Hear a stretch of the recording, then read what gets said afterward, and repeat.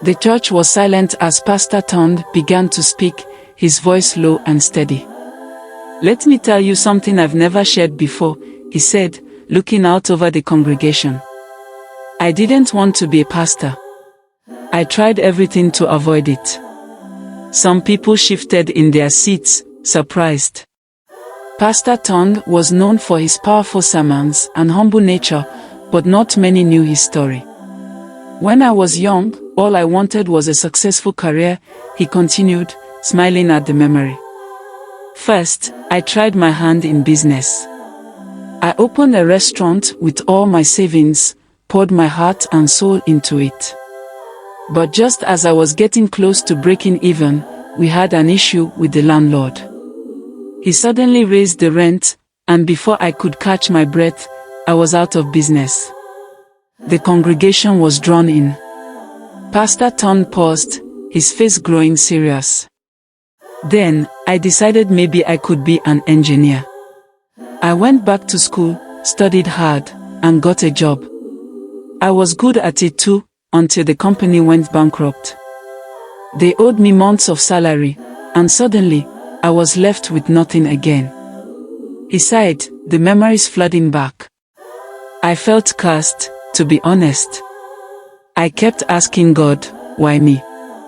I tried working in an office, tried being a salesman, and even drove a taxi for a while. Every time, something would go wrong. I lost jobs, I lost money, and eventually, I lost hope." The church was silent. Some people nodded, relating to the struggles he described.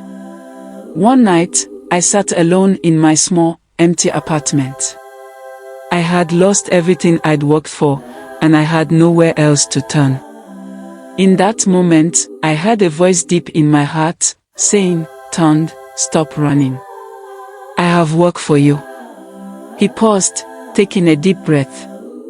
I knew what God wanted from me. I had felt the call years ago but ignored it, thinking I knew better. I thought a life in ministry wasn't for me. But that night, something broke inside of me. I said, "Yes, Lord. I'm ready to follow your path." Since that night, Pastor Tond had followed God's calling.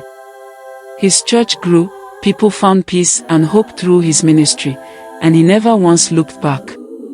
"So, if you're here, feeling lost or uncertain," he said, looking each person in the eye, "remember, sometimes the path we think we should take isn't the one God has planned for us. And maybe, just maybe, his plan is far better." A quiet amen echoed across the room.